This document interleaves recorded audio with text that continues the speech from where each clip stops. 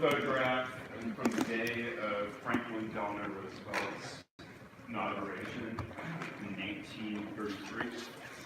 On the right here, we have Franklin Delano Roosevelt, and on the left, Herbert Hoover.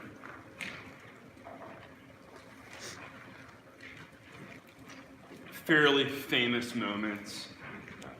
Hoover sitting there looking sort of sad, sullen, defeated. Franklin Delano Roosevelt looking off optimistically into the future.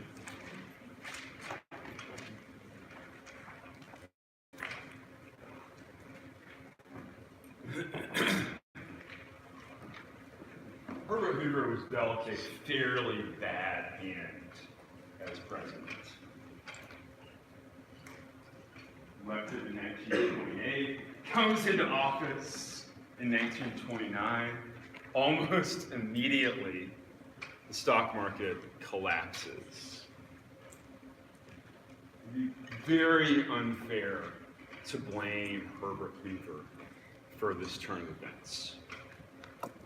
Significantly more fairer, to say that the decisions that he made, policy decisions made by his administration and made by his supporters in Congress, were decisions that significantly exacerbated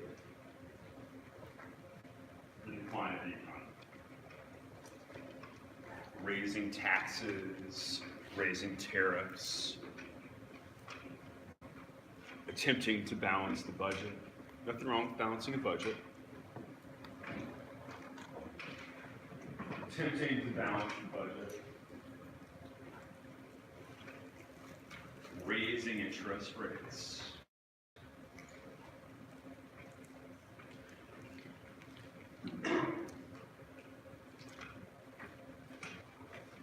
We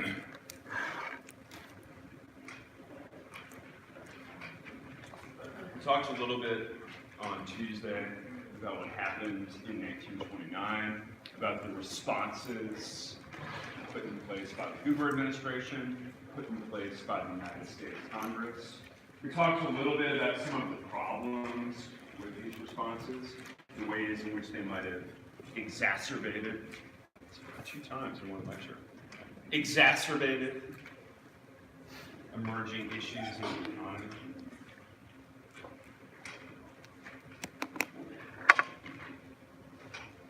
In a market economy, as I discussed on Tuesday, the ultimate source of employment is spending. The underlying thing going on is people buying things. John Maynard Keynes, during the 1930s, attempting to diagnose what was going on in the economy. Why was it that a nation like the United States, a nation like Great Britain, where Keynes is from, why was it that these industrial powerhouses, high-quality industrial infrastructure, highly educated workforces, skilled and talented workers, previously prosperous places, how was it that the exact same people, the exact same places, could be so worse off? And how was it, going beyond this, that these things did not correct themselves? Why was it that we began and apparently just kept going down?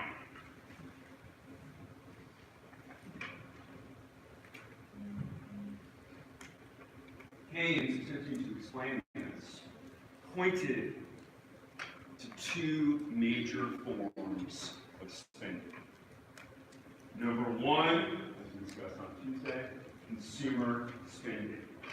Consumer spending is not highly variable in the absence of changes in income.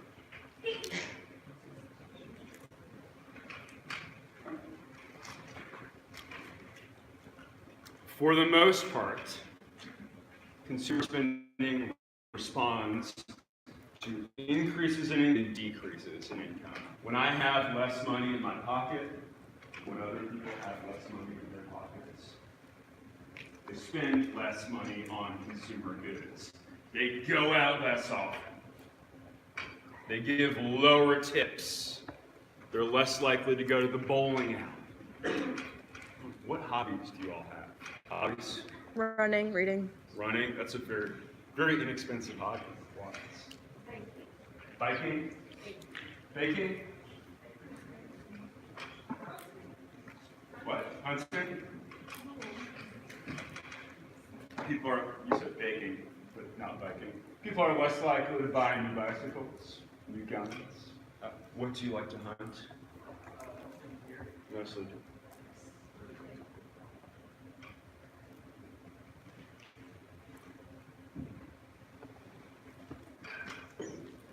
People become less willing to spend money. Fairly straightforward, right? Everyone's familiar with this, right? When you have less money, you spend less money. Not a sort of mind-blowing concept. Secondly, business spending for investment. Business spending for investment is prospective. People investing in businesses look into the future, imagine whether or not they should build new rooms in their business, stock more inventory. Should they hire new people? Should they cut the hours of their existing employees? Should they pay them less? Should they lay them off? And what happened in 1929, sort of viewed from this lens, maybe it doesn't become straightforward, but it becomes somewhat straightforward. The crash occurred in the stock market. Businesses looked at this moment and they lost confidence in the future. They lost the belief that 2 months from now, 3 months from now, 6 months from now, there would still be people buying their goods. So they cut back on investment.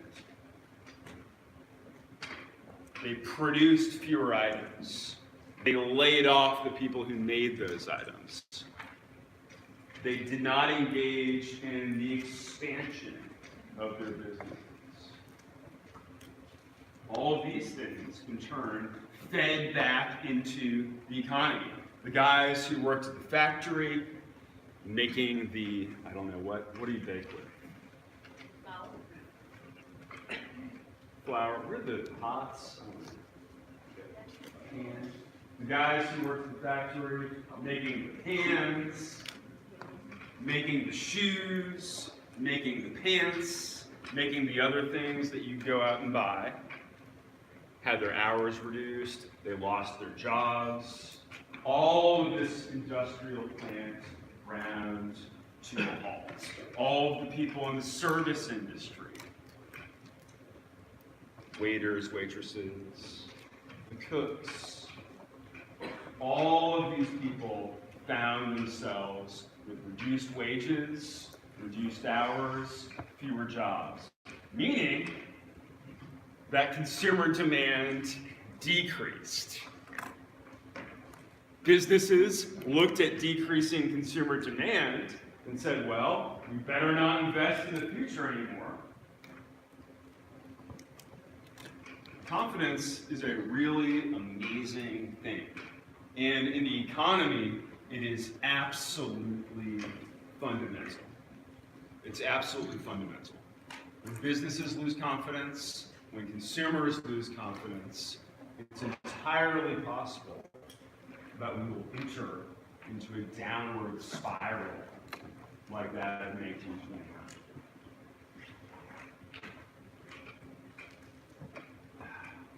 Has anyone ever seen the Roadrunner cartoons? Roadrunner doesn't hunt deer, he hunts, or no, what's Coyote, Wile E. Coyote. Wile E. Coyote doesn't hunt deer, he hunts roadrunners, right?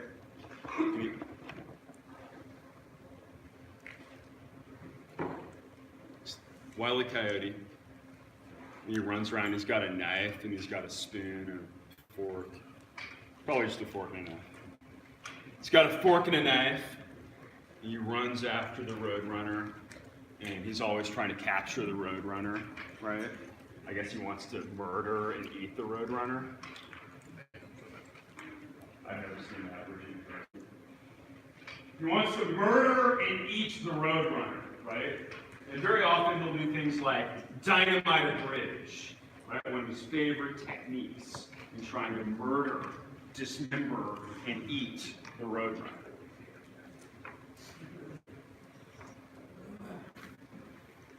And what you'll notice if you watch these cartoons, so Roadrunner is running, running around, right? Wile E. Coyote runs after the Roadrunner, attempts to capture the Roadrunner, murder him, dismember him, and eat him. Very often in these cartoons, there is a scene where the Roadrunner, I'm going to have to do this. The Roadrunner is sort of running along, right? It's right after the, Wile E. Coyote.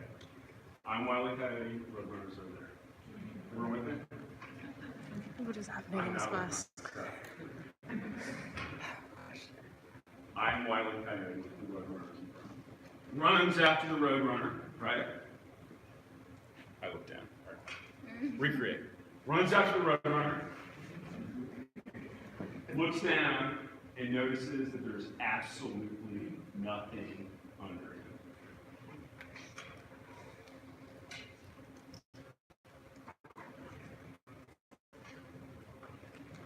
You can think of the economy as working like this. As long as you're running along and you're not looking down, we'll talk about this next week. It's actually pretty important for understanding what happened in 2007 and 2008. As long as you're running along and you don't look down, good, very good. Second you look down, there is a bottomless pit below you, and you fall into. Confidence is incredibly important in the economy. All right, so we have this effect, the multiplier effect. Stop investing in the future, and is decreased. Suddenly, the entire thing goes into free fall. The implications of this, by the way, are not very good, right? This is a recipe for ongoing stagnation. This is a class about government, right? And Keynes, in his classic 1930s analysis of the Depression, his classic 1930s analysis of macroeconomics suggested, all right, so we want to think about consumer spending, we want to think about business spending for investment, but there is a third category that should be on our minds: government spending.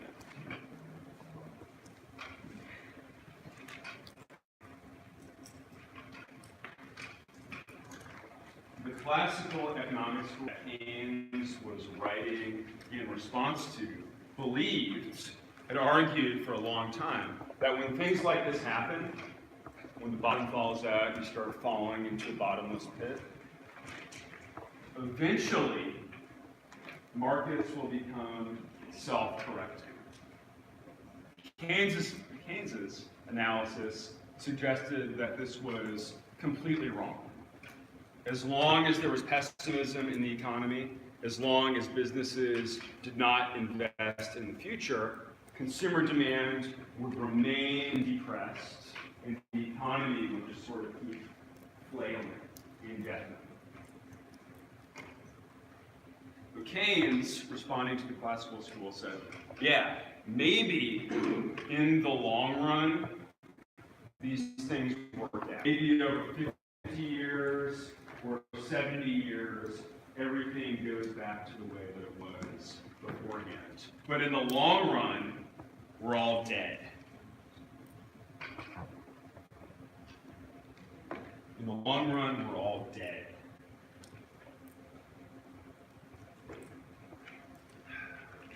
What Keynes suggested in response to this situation is that government spending could stimulate consumer demand.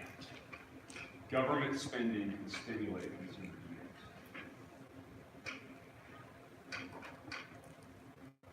Business isn't pumping money into the economy. Consumers are worried about the future. And this is the moment where rather than raising taxes, you lower taxes so that people have more money in their pockets and are able to spend more. Businesses know that people have more money in their pockets. Rather than raising interest rates, you make people tighten their belts. Rather than raising interest rates, you lower interest rates. Allow money to flow into the economy. Make it fairly inexpensive for businesses to invest in the future. So for Keynes, the big missing piece of the puzzle here is government policy. Government policies that respond to these downturns by putting more money into the economy.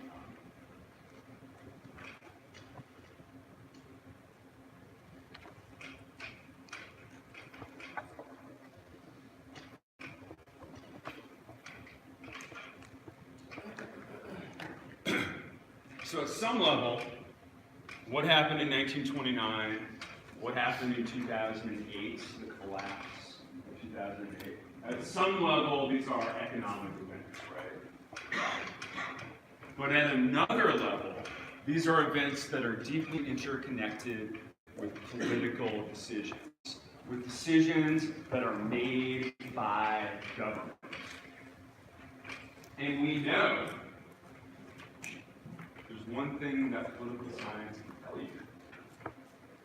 We know that when bad things happen, people, voters, hold politicians responsible.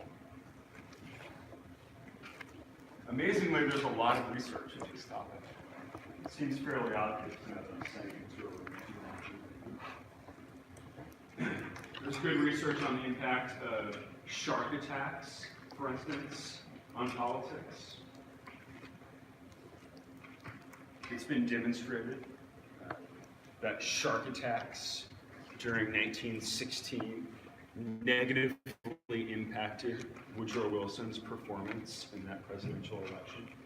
We know that hurricanes are not created by the government. By the way.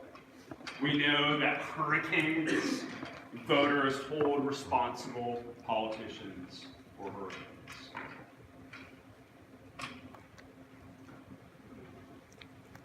And when it comes to the economy, as we talked about on Tuesday, this is about as visceral as it gets. How much money is in your pocket? Are you able to pay your mortgage? Are you able to go out on the weekend? Are you able to go on that hunting trip? Or to the bowling alley?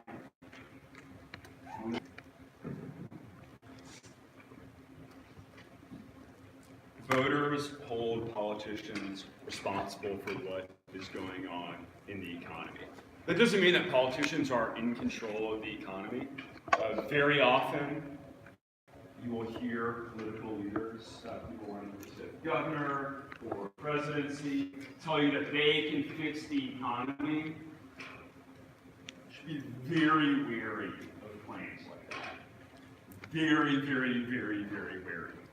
The economy is not a gigantic backhoe with big gears where you can just go like that. Not how the economy works.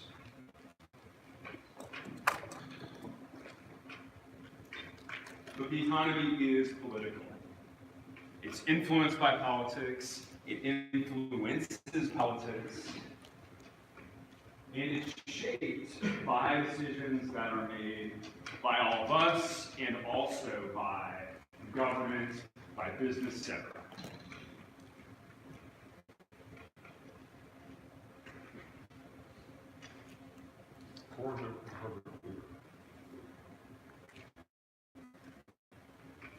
Herbert Republican was elected to the presidency in 1928. Republicans controlled the United States House of Representatives. Republicans controlled the Senate. And so, for better or for worse, and it is the case that they did enact a number of pretty dumb policy responses. For better or for worse, the American people held Herbert Hoover and the Republican Congress responsible for the Great Depression. The Great Depression was an event with massive political ramifications. In 1928, Herbert Hoover won fairly impressive victory. This is a map showing the Electoral College results from 1932. 4 years later, approximately 3 years into the Depression. In red, the incumbent president, Republican Herbert Hoover. In blue, his challenger, a Democrat from the state of New York, Franklin. Does anyone notice anything about this map? Can't hear anything. It is very blue. Good observation. This is a profoundly blue map, right? This is a landslide election. 1932. 1932 presidential election. A complete, absolute blowout. 1932 election, the American people went out and they completely rejected the policies of Herbert Hoover and the policies of the Republican Party.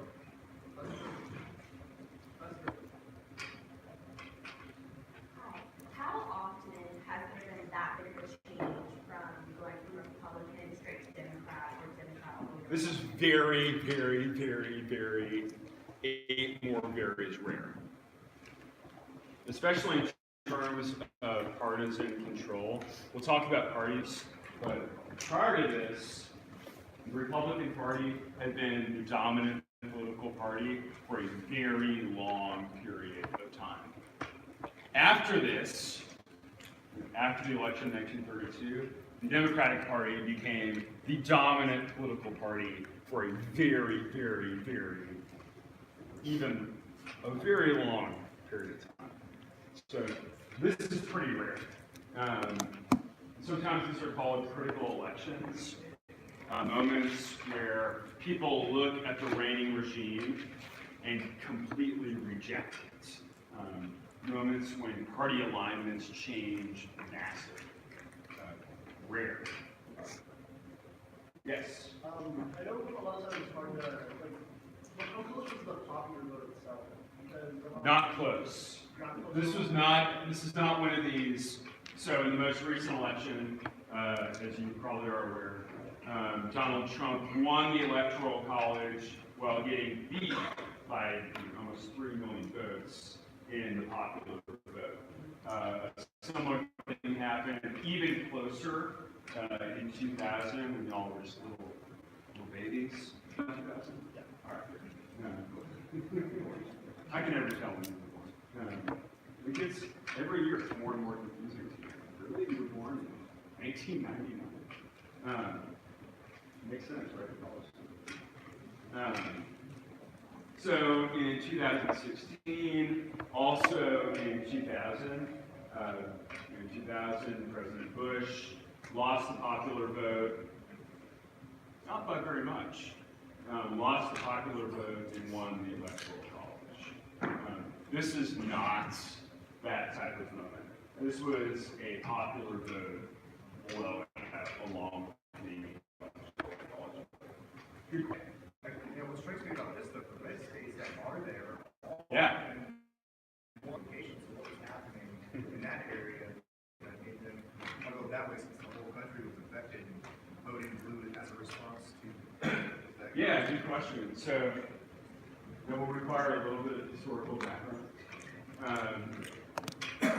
So we're going to go back to the 1860s, starting in the 1860s or so. The Republican Party, represented here in red, was almost entirely a party of northern industrial areas and strong antagonists. The Democratic Party, conversely, had its strongest base in the South. And the deeper the South was, the stronger the Democratic Party was. So what you're seeing here is sort of the residual commitment to the Republican Party, which we will talk about later on. Really good question. Appreciate it.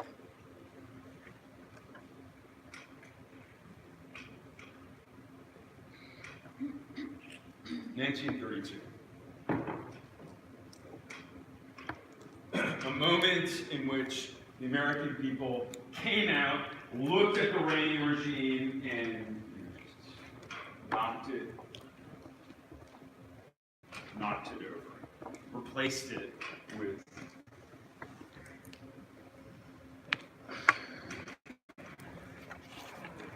Franklin Delano Roosevelt, a Democrat, running the presidency in 18 suggested that a new deal for the country. It was not particularly clear as of 1932, as of the 1932 election, what exactly this new deal would be constituted of. There were not strong policy arguments made during this presidential election. But when Franklin Delano Roosevelt did come into office in March of 1933, we used to have a really long period between the presidential election and the inauguration, November through March. When Franklin Delano Roosevelt did assume the presidency in March of 1932, he almost immediately moved to reform major sectors of the economy and the government's relationship with those sectors. One that the president did was declare a banking holiday, asked all of the banks in the nation to close, while Congress wrote new legislation regulating banks.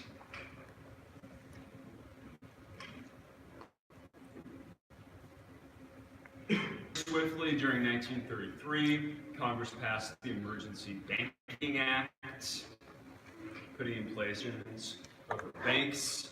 Congress created an organization called the Federal Deposit Insurance Corporation, the FDIC. Has anyone ever seen It's a Wonderful Life?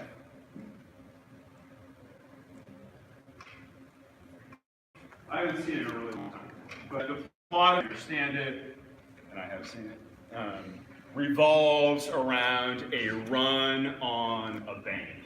People are really worried that the bank that is holding all of their money is going to become insolvent. How banks work, banks are pretty complex, very simplified. People put money into banks, and then banks lend out that money. That's how they make money, right? That, for the most part, banks do not have on hand enough money to actually give everyone a nurse. Right? Yes. So in It's a Wonderful Life, people in this community, I believe it's called Bedford Falls. People in this community become worried that their bank is going to go under, so they all show up at the bank and say, "Give us our money." What happens when everyone shows up at the bank and says, "Give us our money"?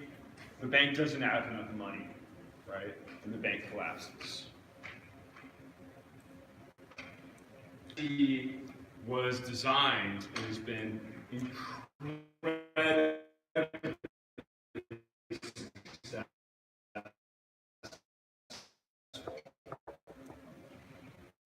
The FDIC was designed to make sure that things like this couldn't happen, that we couldn't have these bank failures. For all deposits up to $100, the federal government prefers that if you want, you can get your money. It's sort of a simple thing. The government's source of money of last resort added humongous amounts of stability to the economy. Emergency Banking Act creates a number of Congress passed called the Siegel Act in commercial banks, banking, meaning that money into a bank is a personal investment, cannot be speculated with on Wall Street. This regulation was actually done away with during the 1990s. Congress created an agency called the Security. Question? What? Oh, investing. So firms could not invest with money from deposits. Good question. Thank you for asking.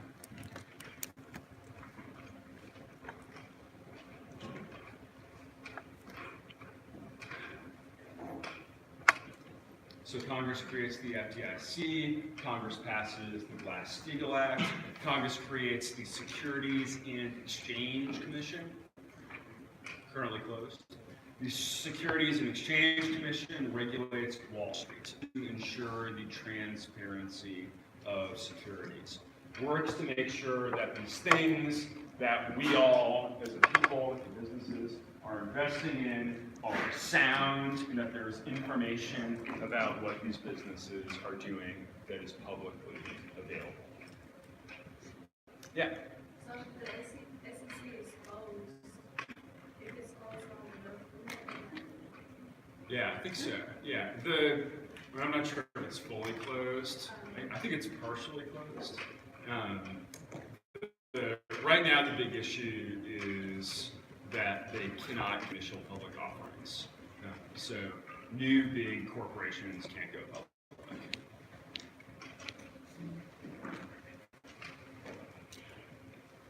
Is everyone doing well? Yeah. All right, so number one, almost immediately, government steps in, starts trying to regulate the financial industry. The financial industry that was very much at the heart of the collapse that occurred in 1929, and that, as all of you probably know, was also at the of the collapse in 2008. This was just the beginning. The federal government also became involved, also during 1933, also during the first months, excuse me, also during the first months of the Roosevelt administration. The federal government became involved in regulating agriculture. For the last decade, while American industry had boomed, American agriculture was in a really bad place. Commodity prices fairly continuously dropped throughout during World War I. In 1933, Congress passed a piece of legislation called the Agricultural Adjustment Act. And the goal of the Agricultural Adjustment Act, fairly straightforward. It was to limit overproduction. Cotton is a really good example of this. The system that was in place for growing cotton in the United States up through the 1930s to show really rise overproduction of the cotton crop. As individuals, people had strong incentives to grow as much cotton as they possibly could. The consequence of that, however, was declining prices over the course of the 1920s. The Agricultural Adjustment Act to limit the amount of production, not just in cotton, but in a variety of other crops. Limit the production of cotton and other crops with the goal of raising the prices of crops, supply prices.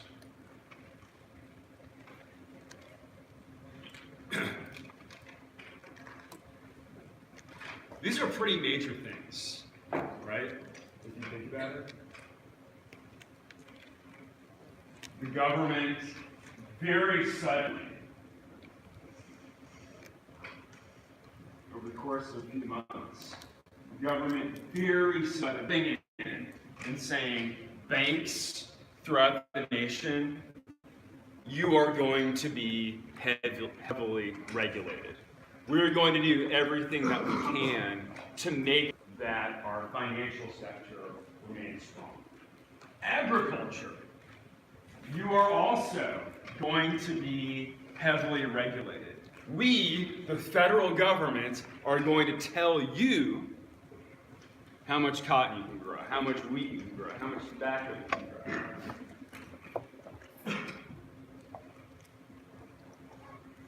This is a major expansion of federal government authority, a major expansion of federal government power.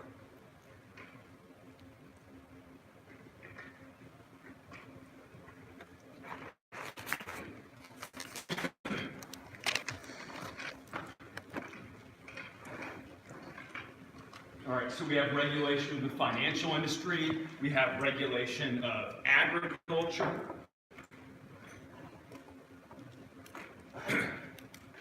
During the New Deal, in response to the Great Depression, the federal government also directly employed unemployed people.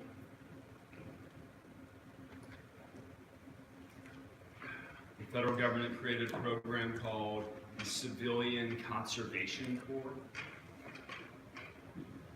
arranged in a somewhat militaristic fashion, a corps of young men aged 18 to 25 were put to work doing things like big beautification projects, building trails, working to fight erosion in the Great Plains. The federal government directly employing unemployed young people. The federal government created an agency called the Federal Emergency Relief Agency. The Federal Emergency Relief Agency, in turn, created first the Civil Works Administration and then the Works Progress Administration. These were large-scale, federally funded public works programs. The federal government people to go out and do things like dig ditches, do things like build roads. If you go to the lovely Fort Worth Botanical Gardens, walk around, look at various signs, you will find that many of the things at the lovely Fort Worth Botanical Gardens were built by organizations like the CWA and WPA.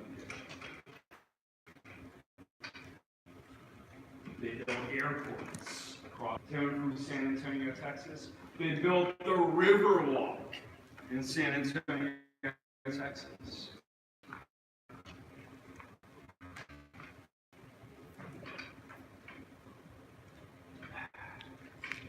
This is an amazing thing. The federal government, in response to collapse, began heavily regulating the financial sector, began heavily regulating the agricultural sector, began attempting to directly employ people, building roads, building buildings. They're very beautiful.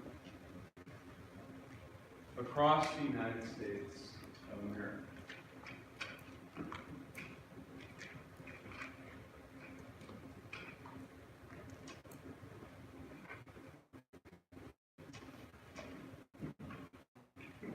In 1935,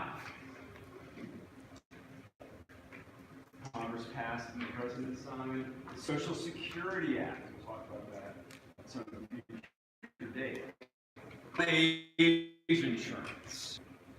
The new a massive expansion of federal government power and authority.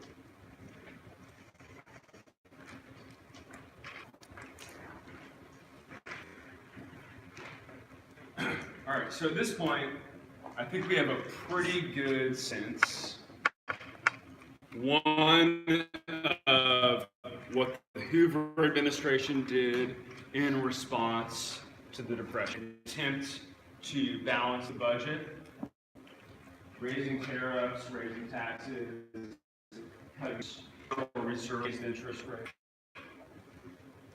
And we have a pretty good sense of the things that the Roosevelt administration attempted to do.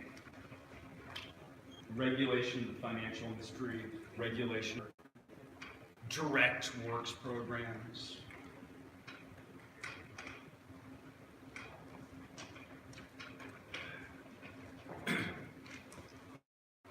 Kind of sit back and say to ourselves, what was the impact of all of this?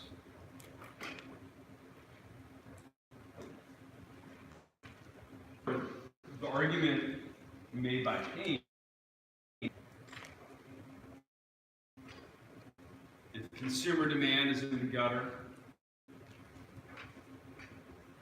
if businesses look into the future and they lack confidence, the government, according to Keynes,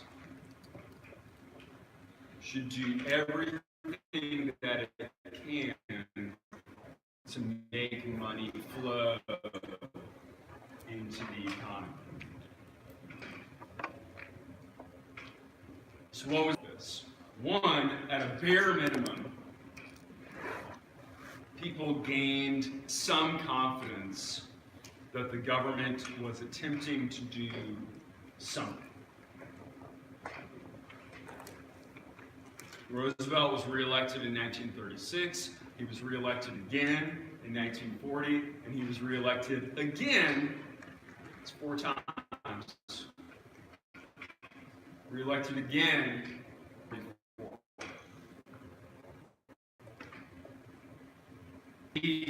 Votes in the Democratic Congress were doing what they could to respond to the Depression.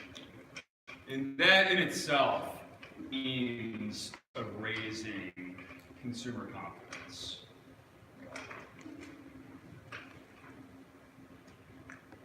Works programs and other government spending contributed somewhat to increase consumer demand. Long run, the things that flowed from the New Deal actually are all around us. My grandparents, when they were growing up in the rural United States of America, did not have electricity, right? Rural electrification is one thing that flowed. Creation of infrastructure is one thing that flowed from the New Deal. If you do your readings for this week, you will know that another thing with a massive economic impact that flowed from the New Deal, in addition to sort of the re-adjustment of culture of people throughout large swaths of the United States. You know, we can look at infrastructure, we can look at things like the Social Security Act, and we can say this moment, the New Deal moment, reshaped the way that the United States functions. Realign the relationship between federal government and financial sector, federal government and agriculture, and really the federal government and the citizens of the United States.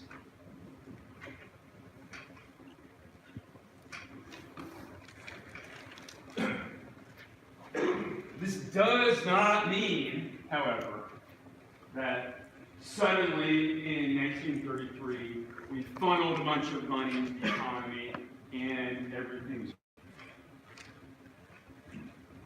So the Agricultural Adjustment Act, for instance, famously benefited large farmers, large landowners relative to smaller farmers.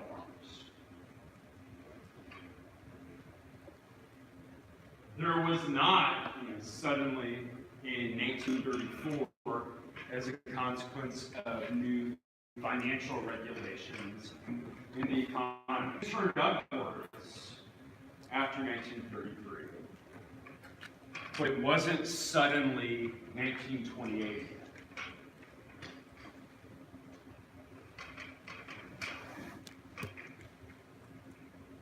There was no immediate return to pre-crash prosperity. There are a variety of different reasons that we can give in explaining this. One reason that proponents of Keynesianism would point to is the low levels of government spending relative to the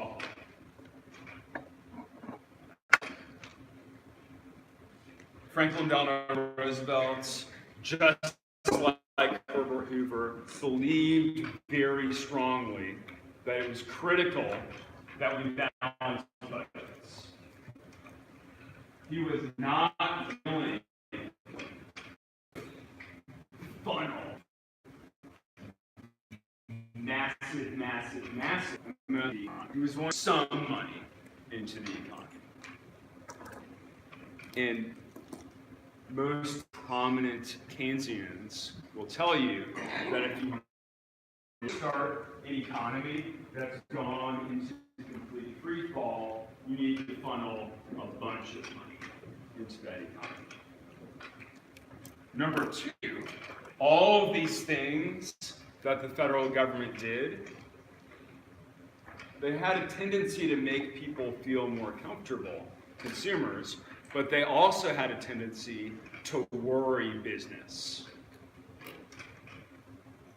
There was for people to look at new federal government regulations, new taxes, payroll tax under the Social Security Act, for instance, to look at all of this new stuff and to say, what does this mean for our future? Businesses were skeptical of what was going on. And so business spending for investment did not immediately rebound.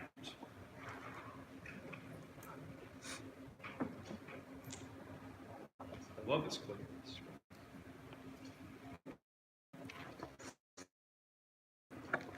So this is a graph showing GDP gross product from 1920 through 1940. The green line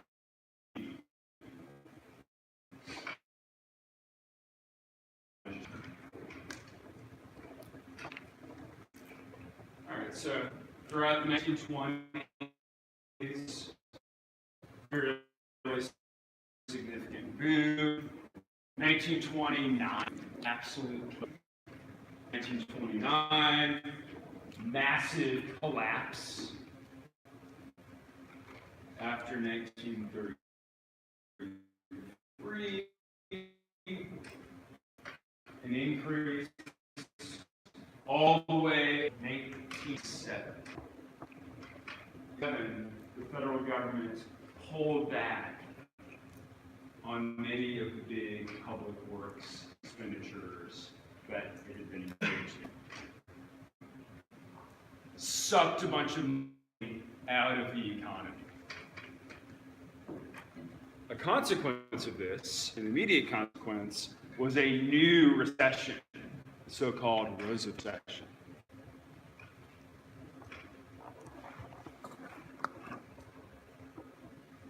After that, we again see a big growth in GDP, gross domestic product.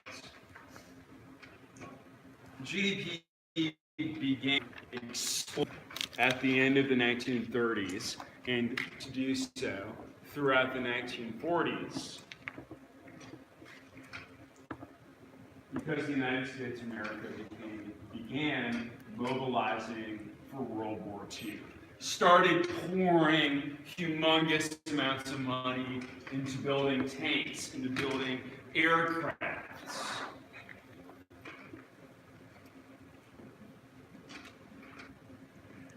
Mobilization for war had the consequence of pumping money into the economy.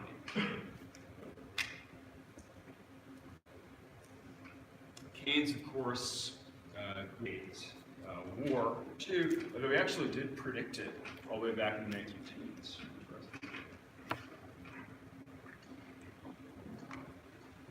But a mobilization like this, in many ways, had the same effect as the policies that Keynes would support. Policies that pump into the economy.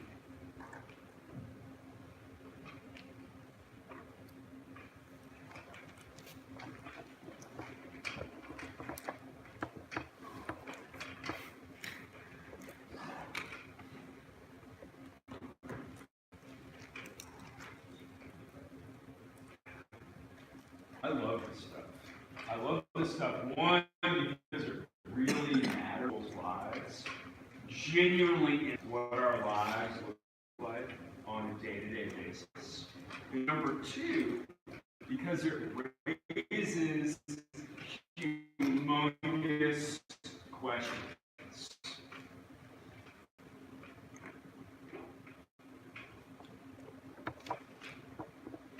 If we start thinking about the economy through this lens, if we start thinking about the world in this way,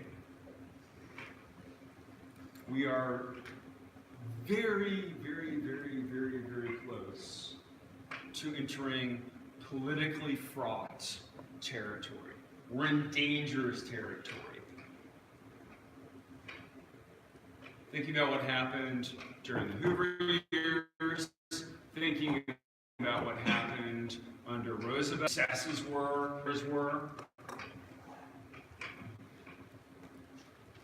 raises massive, politically contentious, and incredibly important questions. What should the relationship between the government and the economy be? What role should government play? Should the federal government use its power to borrow and spend? One of the fundamental powers given to the federal government. Should government use power to borrow and spend to help stimulate consumer demand? Should it use this power? Consumer demand? What should we expect Let's leave it there for today. See everyone back here on